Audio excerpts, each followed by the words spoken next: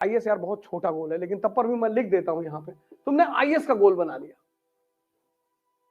और तुम्हारे पापा क्लर्क हैं बिजली विभाग में, पावर डिपार्टमेंट में तुम्हारे पापा क्लर्क हैं,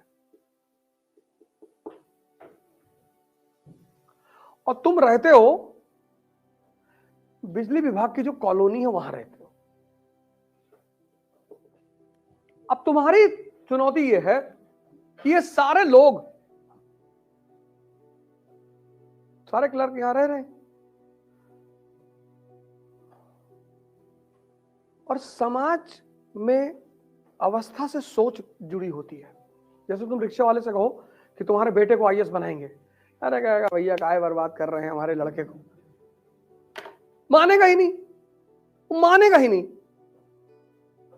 क्योंकि उसके दिमाग में यह बात बैठा दी गई है कि अरे बेटा आईएएस सब थोड़ी बनते हैं। अब तुम्हारे इस हाइडल कॉलोनी में 800 परिवार रहते हैं और उस 800 परिवार में तुमने कह दिया कि मैं आईएएस बनूंगा। अब ये 799 परिवार का चूल्हा बंद हो गया।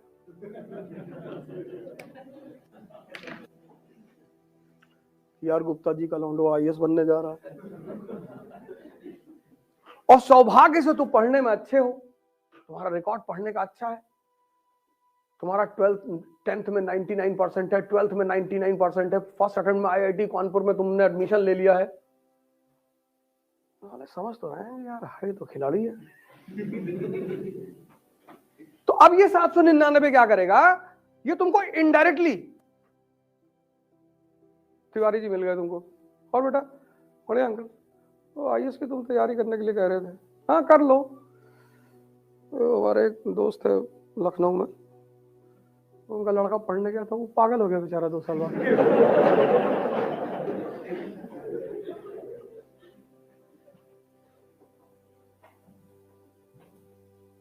इसको कहते हैं इनडायरेक्ट वॉर।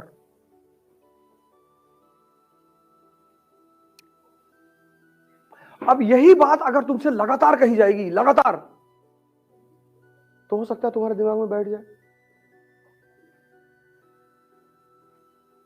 क्योंकि सफलता से जो असफलता का नंबर होता है वो बहुत बड़ा होता है। हर साल 10 लाख लड़के एग्जाम देते हैं, 1000 लड़के आईएएस बनते हैं। गा गा के पढ़ो, सोचो, डिस्ट्रैक्शन हटा दो, मन खाली। तुम्हारा दिमाग उलझा हुआ है, और उलझा हुआ दिमाग में फोटो नहीं बनती। पानी में पत्थर मारो, कंकड़, लहरें उठ रही है, उसमें तुम्हारी इमेज नहीं बनेगी। देखो कभी, बाल्टी में पानी भरो और हिला दो बाल्टी के पानी को, और फिर ऐसे देखो, तुम्हारी इमेज नहीं बनेगी। वही हाल तुम्हारे मन का है, लहरें उठ रही, लहरें कि यार भगवान हमारे पास कब गाड़ी होगी, हमारी बीवी कब आएगी, भगवान भगवान मेरा पति कब आएगा, भगवान भगवान मैं कब जाऊंगा लास वेगास, भगवान मैं कब अय्याशी करूंगा, भगवान सब करे ले रहे भगवान, सब लूटे ले रहे, सब भागे जा रहे भगवान।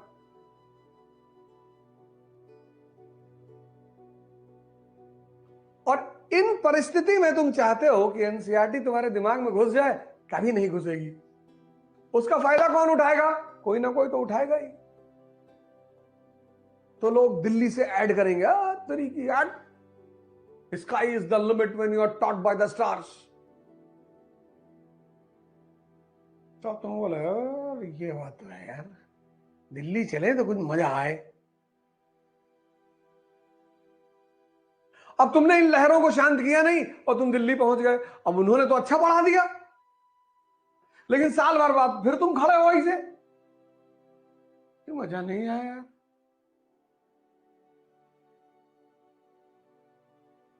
तुम ब्यूटी पार्लर रिफॉर्म कर रहे हो, क्रीम पाउडर लगा के अपने आप को सुंदर बनाने की कोशिश कर रहे हो, कब तक? बाहर से सौंदर्य ला रहे हो, बाहर से अंदर लाओ, अंदर। ये जो लहरें तमाम तरह की उठ रही, इनको खत्म करो।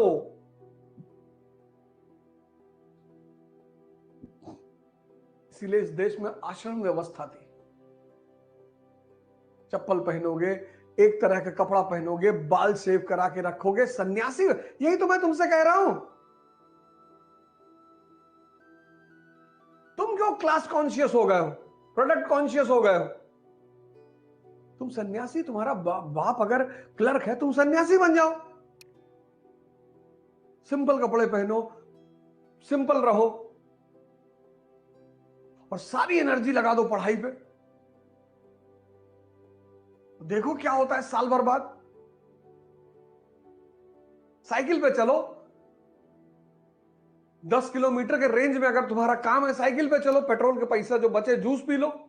दुनिया में एग्जीक्यूटिव का एग्जाम होता है, सैफिन साहब आपके सामने।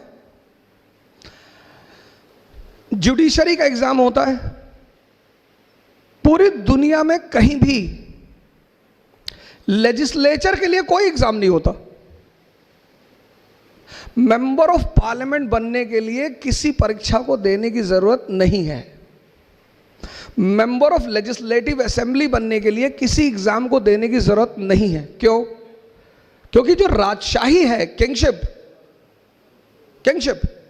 वो समझदारी पे डिपेंड करती है, आपकी अंडरस्टैंडिंग। अकबर, अब जो भी दिल्ली में बैठेगा उसको गुजरात जाना है। सैफिन साहब गुजरात से हैं हमारे, और गुजरात कनेक्ट करता है हिंदुस्तान को कहां से? सेंट्रल एशिया से, ईरान से। गुजरात हमको कनेक्ट करता है कहां से? वेस्ट एशिया से, सऊदी अरेबिया से। सऊदी अरेबिया का पुराना नाम है हिजाज। तो दिल्ली के आदमी को गुजरात जाना है, अब जाएगा किधर से? राजस्थान हो गए।